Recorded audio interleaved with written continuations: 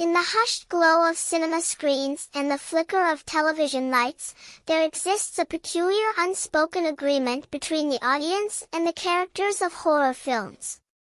We, the watchers, anticipate a predictable pattern. The characters, our proxies in the terrifying unknown, will inevitably make choices so baffling, so perilously wrong, that calamity is all but guaranteed. If they were merely sensible, if they called the police at the first oddity or fled at the first sign of danger, the narrative tension would evaporate like mist at dawn. The horror genre, in its visceral way, relies on these missteps, these leaps off the proverbial cliff. So, let us delve into a few of those unforgettable moments where a character's ill-fated decision became the very fuel for our morbid fascination. But beware, for the path we tread is littered with spoilers, a cautionary journey through cinematic folly. Number 10, Jeepers Creepers, an inquisitive afterthought in Nowhere Land. Imagine, if you will, a bone-jarring chase through the desolate, sun-baked heart of nowhere. A sinister truck, its driver a terrifying enigma, relentlessly pursue our protagonists, Derry and Trish Jenner. In the frantic aftermath of their initial escape, they witness something profoundly disturbing, a figure, dripping with malevolence, unloading what appears to be a grotesque, rolled-up corpse and depositing it into a dark, rainwater-swollen pipe alongside the lonely highway. "How is that?" Derry exclaims, horror gripping him. Yet, even as the ominous figure, later known as the Creeper, casts a knowing, chilling glare their way, a gaze that screams, "I see you, and now you must die," Derry's curiosity, or perhaps a morbid compulsion born of fear, overrides his better judgment. The Creeper vanishes, only to reappear moments later, slamming their car violently off the road. A rational mind would flee, seeking the nearest town, the nearest phone, the nearest. But this is horror. Derry, spurred by an inexplicable need to know, decides to backtrack, alone, to investigate that very pipe, the place where the Creeper knows they witnessed his dastardly deed. His impromptu investigation is cut short by a scurrying of rats, sending him tumbling backward into the waiting jaws of the Creeper, who had been lying in ambush. A simple call for help could have saved him, but instead, he became the monster's next target. Number 9, Drag Me to Hell, a missed opportunity for immortality. In the climactic, gut-wrenchingly terrifying moments of Drag Me to Hell, Christine Brown stands at the precipice of eternal damnation, or salvation, depending on the envelope. Having seemingly rid herself of the cursed La Monica button that would condemn her to hell, her relief is short-lived. Her boyfriend, Clay, retrieves an envelope he thought contained only a quarter, a trivial miscalculation with dire consequences. He hands it to her, assuming it holds the key to her freedom.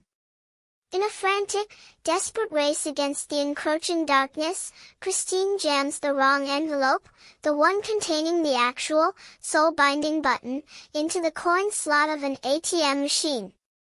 But wait, Clay then pulls out another familiar envelope. This is it. This is the one containing the quarter, the simple mistake that could save her. All Christine needs to do is open it, verify its contents, and her torment would end.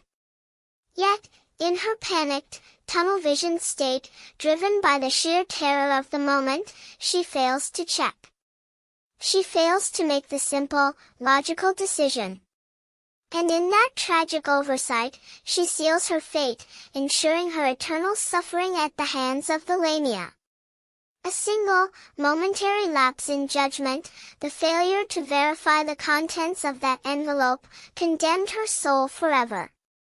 Number 8, I Am Legend, the noble sacrifice, questionably executed. The electrifying conclusion of I Am Legend finds Robert Neville, the last man on Earth, in a desperate race against time. He has lured the alpha of the vampire dark seekers into his laboratory, intending to destroy both the monster and the potential key to its kind, a vaccine, preventing it from falling into the wrong hands. He secures Anna and her son in a reinforced coal shed, places the vaccine antidote in Anna's hand, and then, with a grim determination, pulls the pin on a grenade, blowing himself up in a fiery explosion meant to take down the rampaging alpha. A selfless act, perhaps, but was it the smartest? With the alpha distracted and engaged, Neville had a fortified shelter just steps away, the coal shed, now secure after placing the antidote inside. He could have easily lobbed the grenade towards the confrontation, retreated into the shed, and closed the door, likely surviving to fight another day or at least ensure the vaccine's safety. Sacrificing himself seems excessive, when a few steps back into safety were so readily available. It's a powerful ending, but one tinged with the question of whether heroism sometimes overshadows simple survival tactics. Number 7, I Know What You Did Last Summer, Curiosity Kills the Cat. The iconic, heart-stopping death of Tatum Riley in Scream is a masterclass in cinematic irony and terrible timing. Trapped in her own garage by Ghostface, she manages a valiant, fleeting fight back. She gets the killer on the ground, a precious moment of advantage. There's chaos, opportunity, a moment to stomp, to kick, to search desperately for a weapon, anything to turn the tide. But instead, in that fleeting, critical moment, Tatum makes a choice that defies belief. Rather than capitalizing on her opponent's temporary vulnerability, she turns her back and fumbles towards the small pet door in the garage door, apparently thinking it's her escape route. A narrow, plastic-lined portal, clearly incapable of containing a human body, let alone allowing passage back into the relative safety of the house beyond. It's a baffling, almost comical misjudgment born of panic, but it proves fatal. As she struggles, Ghostface strikes, ending her life in a moment of sheer, avoidable horror.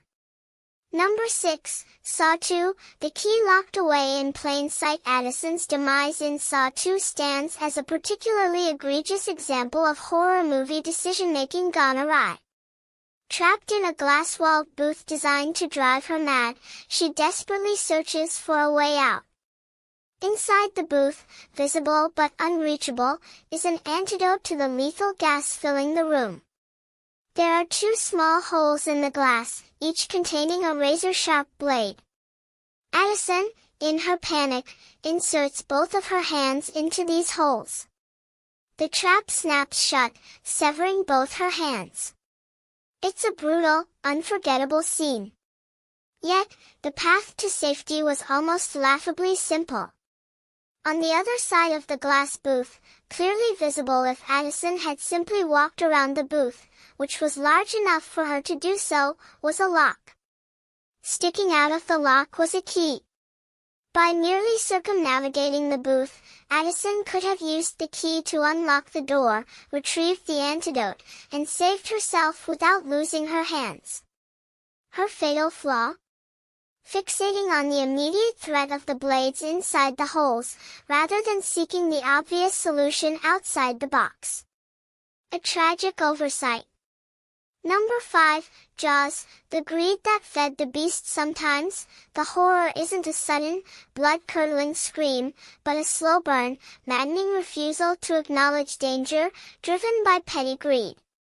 In Peter Benchley's and Steven Spielberg's seminal Jaws, the mayor of Amity Island, Larry Vaughn, embodies this kind of terrifying folly. Despite mounting evidence of a monstrous great white shark lurking dangerously close to shore, including confirmed attacks and expert warnings, Vaughn stubbornly refuses to close the beaches. Not because he doesn't understand the risk, but because he calculates that the income from summer tourists is more valuable than their actual safety.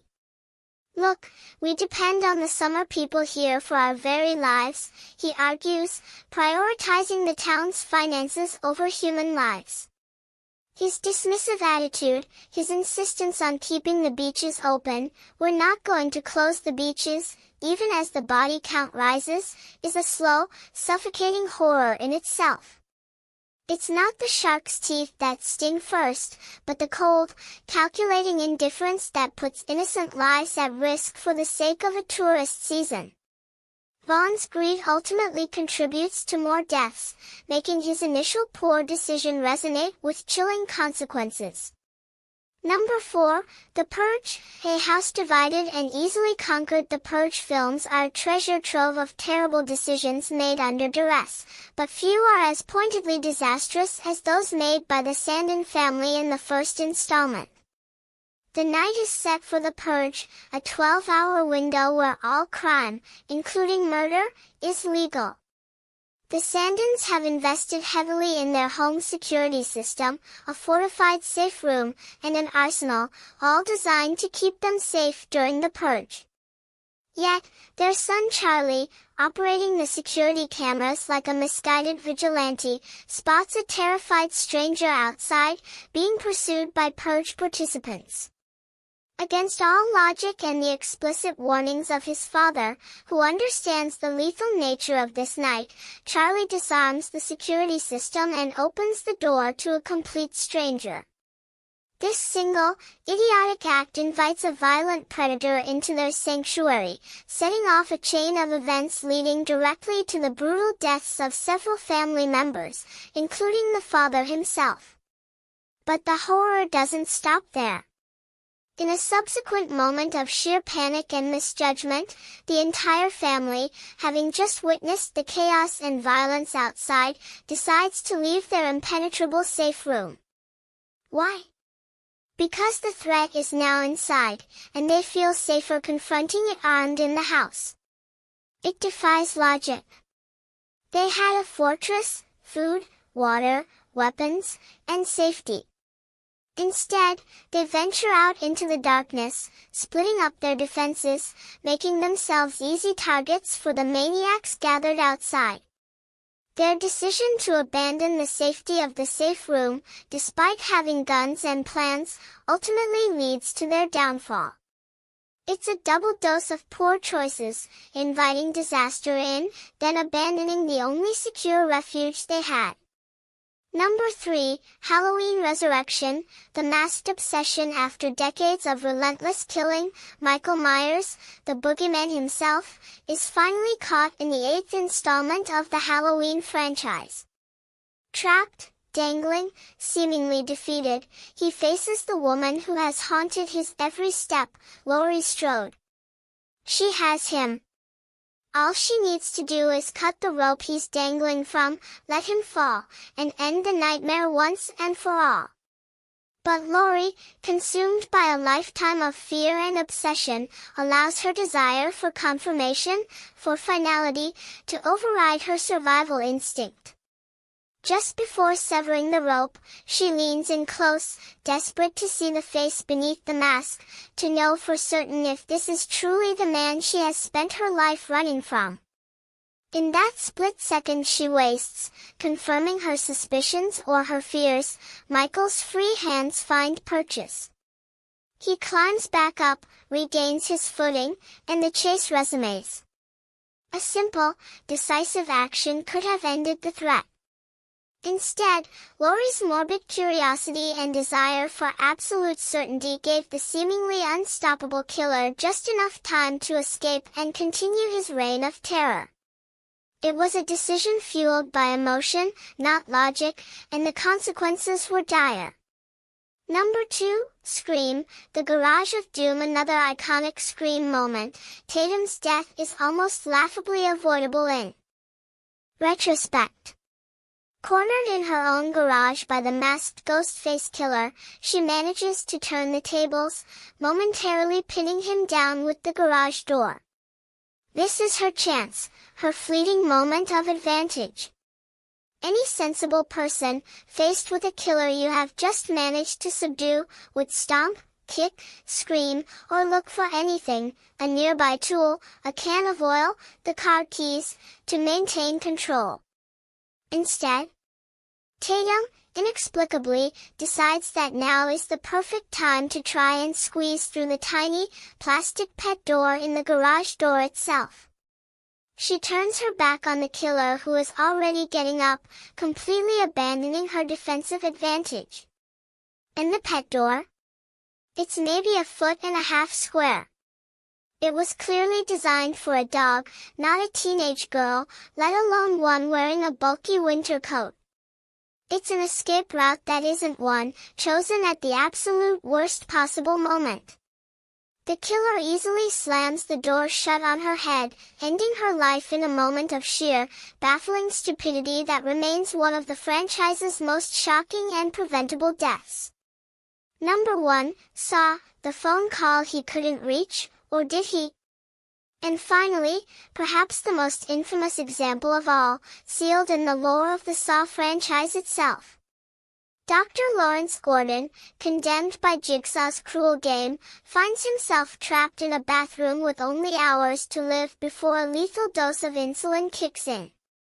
His only chance for survival, as dictated by the game's rules, is to amputate his foot with a hacksaw, a tool previously deemed useless for cutting through the thick steel pipes, and use it to reach a phone just out of arm's reach. The iconic image is the hacksaw, the phone, and the doctor's desperate, failing reach across the floor. The horrible decision, often cited here, is his choice to saw off his foot instead of simply using the hacksaw to extend his reach and grab the phone. But is it truly that simple? Jigsaw's traps are psychological as much as physical. Perhaps the horror lies less in the method Gordon used to reach the phone, though sawing off a foot seems excessive when you have a saw capable of cutting steel pipes, and more in the fact that he refused to give up, refused to surrender to the game's implied hopelessness, even when his actions seemed illogical. Or perhaps the true horror decision is the one made by his wife, Jennifer, in the prequel, Saw 6 *, where her moment of hesitation in performing a crucial task directly leads to his agonizing predicament. Either way, the image of the man sawing off his foot, driven by the desperate need to live and answer the phone, remains a stark reminder of the extreme, often illogical lengths horror characters will go to, even when a seemingly simpler solution might have been within grasp, or perhaps, was the very trap designed to force that extreme choice. It's a decision born of absolute despair, engineered by a sadistic mind, and it will forever echo in the annals of horror cinema.